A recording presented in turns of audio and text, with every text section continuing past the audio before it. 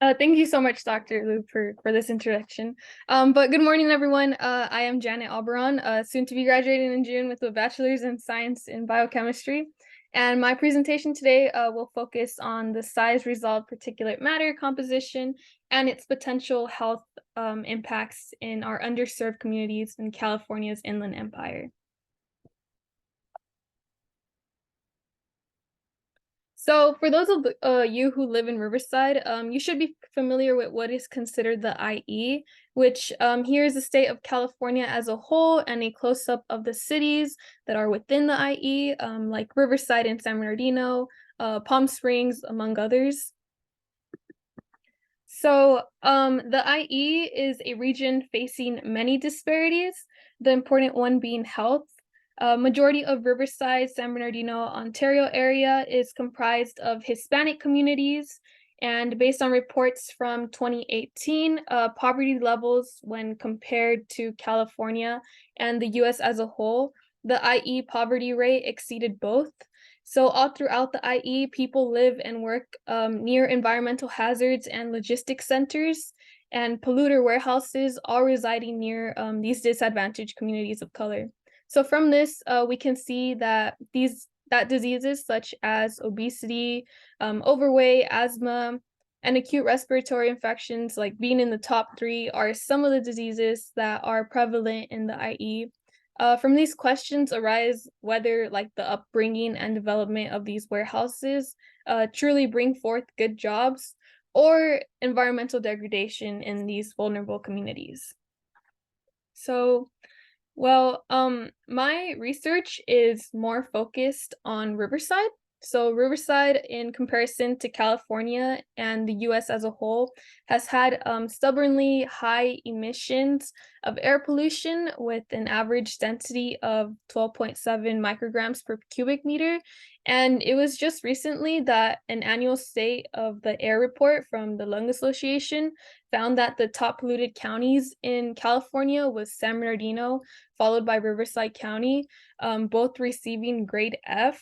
And this is in regards to like the overall pollution, which is based on the national standard for annual PM of like 2.5, which should be 12 micrograms per cubic meter. But since Riverside is above that, that is its reason for receiving a grade F in its overall pollution. So the areas of interest where I collected these particulate matter filters was based on 3 sites: Rubidoux High School, Jurupa Valley High School. So here's Rubidoux, here's Jurupa Valley, and UC Riverside, with UCR being my control. So with the software called Purple Air, I was able to choose these target locations, given that all 3, which are visible with the red pointer, all these sites were located near all these abundant, like numerous warehouses, logistics centers, and near the 60 freeway. So UCR was near the 60 freeway and near some warehouses, whereas these high schoolers were both near the 60 freeway, which brings forth a lot of traffic and most importantly, these numerous amounts of warehouses. So to give a brief introduction as to what is particulate matter, a fancy way of saying air pollution. So particulate matter, PM, it can be compared to a strand of hair, which is 50 to 7 microns in diameter. So when referring to this size, PM of 2.5 is much smaller, which is that of metals, air particles, and organic compounds, that of which, according to like research, are inhalable particles having different parts of deposition in the lungs. And there are 4 methods of deposition. There's interception, which are those of 1 micron deposited in the bronchial tree. Impaction, those greater than 10 micron deposited either in the throat or the nose. Sedimentation, those that are less than 0.5 micron deposited in the bronchi, and the last one being diffusion, which are smaller than 0.5 deposited in the airways, so in the lower part of the lungs. So, in regards to diesel exhaust, it comes from combustion of gasoline or diesel fuels from sources like trains, trucks, ports, and overall heavy traveled roads, most likely found in populated areas. It is composed of carbon particles, organic compounds such as gaseous pollutants, and oxides of nitrogen. So when these nitrogen oxides emissions react with atmospheric chemicals, they form what is known as PM 2.5 and ozone. And the California Air Resource Board did note that more than 90% of diesel particulate matter is less than 1 micron in diameter, with 1-nitropyrene being the most abundant nitroirene in diesel exhaust emissions. So in this picture from 2016, we can see the city of Riverside, and we can barely see the mountain, which looks transparent due to the smog that is in the atmosphere. So, since 1-nitropyrene is known to be a dominant nitropolycyclic aromatic hydrocarbon found in diesel exhaust and a carcinogen, I used it as my target molecule in this research. So, 1-nitropyrene does cause oxidative DNA damage and cytotoxicity by affecting these molecular mechanisms, such as the p53 pathway, which is involved in cell cycle control, and overall does have some effects and lead toward cytotoxicity. So, in regards to my objective, given all that background information, the objective of my research was to determine traces of 1-nitropyrene in ambient particulate matter and how it impacts asthma or chronic respiratory diseases in these communities. My hypothesis was that high amounts of diesel exhaust are found in these sites near high traffic and warehouses.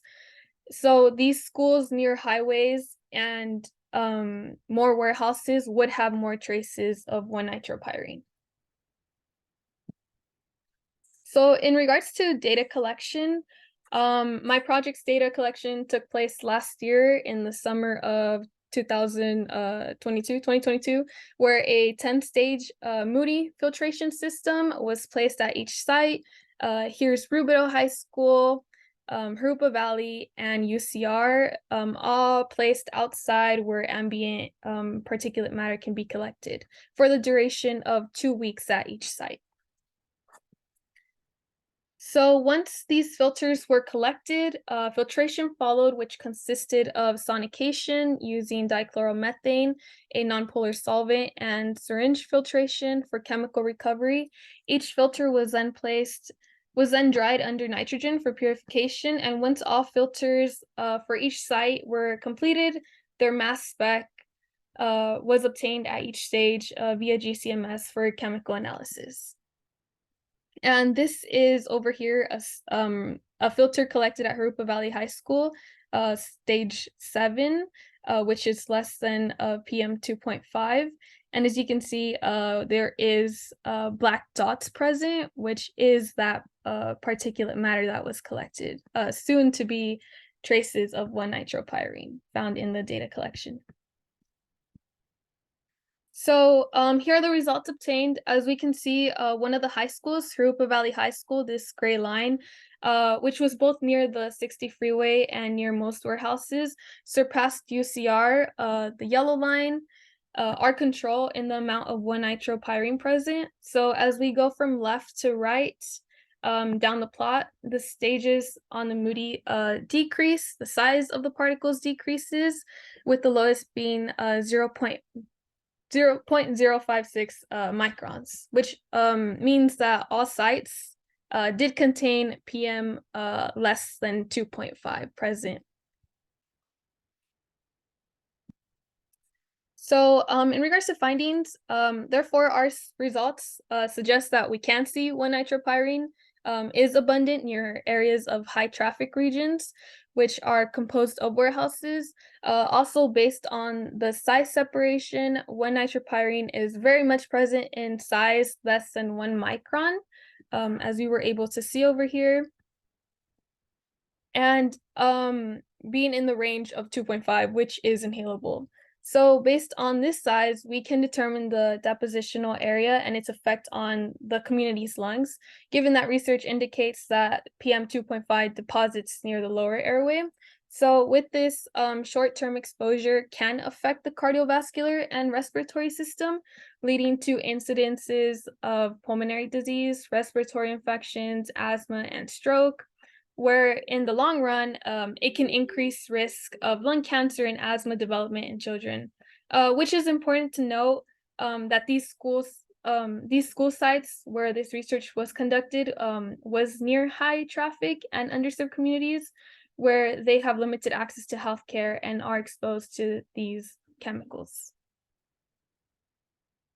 So in conclusion, I just would like to share that the rise of warehouses, industrial facilities, are targeting low-income communities as they are exposed to higher levels of particulate matter. In this case, 1-nitropyrene being one of them, and as well a well-known carcinogen.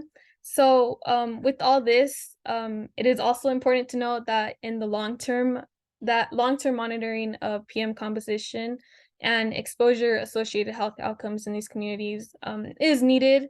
Further investigation of this is needed to bring exposure towards tackling the environmental injustices that are occurring in these communities.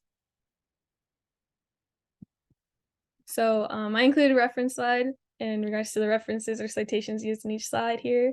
And yeah, I would just like to say thank you to you guys, all you guys for showing up. And of course, my faculty member and members of Dr. Lin's lab. All right, great. Thank you so much, Janet. Very nice talk.